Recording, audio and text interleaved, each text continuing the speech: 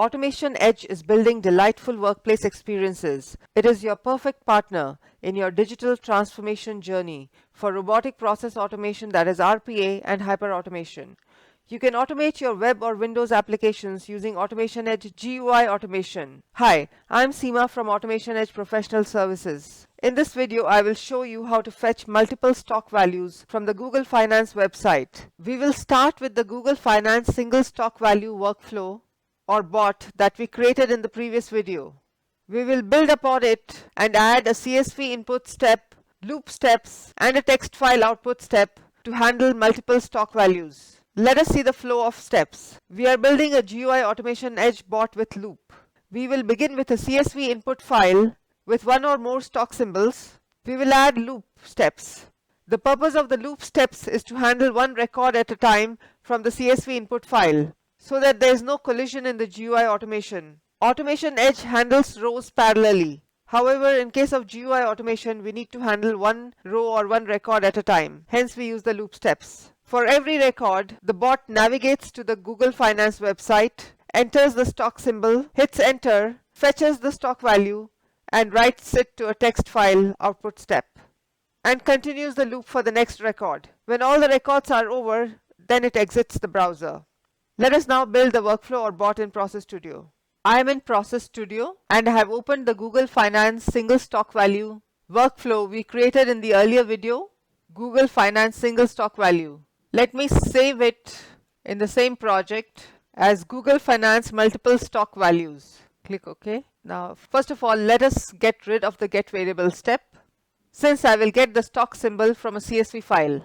Also, let me get rid of the set workflow result. I will store the results in a text file output. Now search for CSV input step. Let me drag and drop a CSV input step and I will connect it to the start browser step. Let us configure the CSV input step. Let me browse my stock symbols file.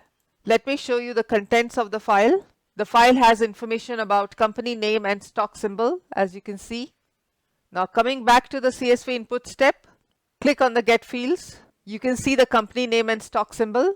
Now let us look at the file name. I have stored the stock symbols file in the same directory as the workflow, as you can see on the left hand side. Hence, for the path, let me parameterize it and let me use the internal entry current directory as the path. Click OK.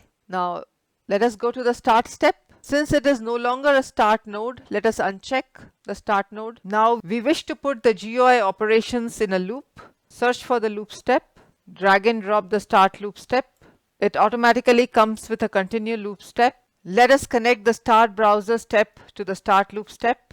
And let us connect the start loop to the set stock symbol with the condition true. Let us configure the start loop step. Let us provide an iterator name.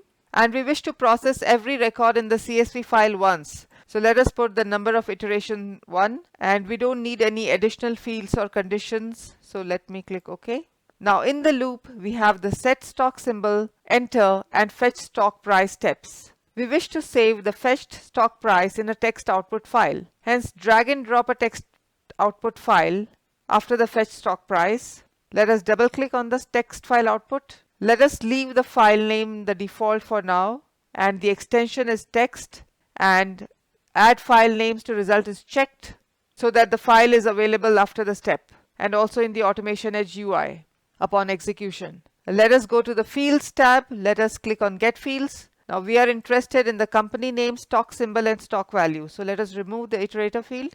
Click OK. So the GUI operations are complete. So after completion of one record, we wish to go back to the Google Finance website. Let us search for the web URL navigation step. Drag and drop it after the text file output. Let us configure it. In the web URL, let us provide the URL of the Google Finance website. And in the page load timeout, provide a suitable value so that it's able to fetch the stock value. Click OK. So we have completed all the operations required for one record. So we can connect it to the continue loop to continue the operations for the next record.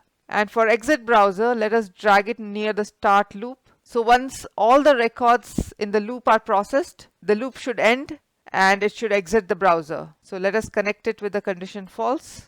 Now let us look at parameters.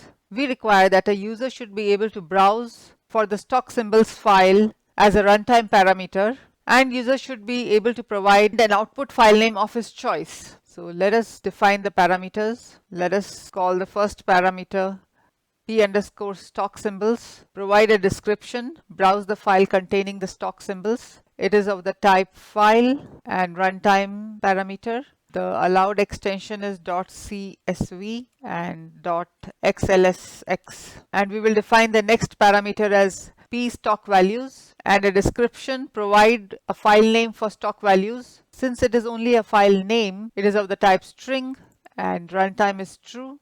And the default value, I want to have stock values as the name of the output file.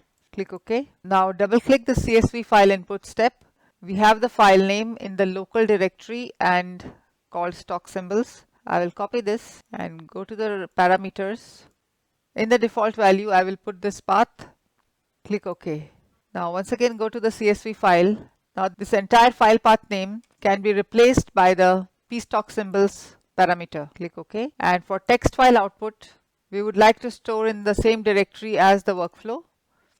And the file name is pStockValues. Click OK. Save your workflow.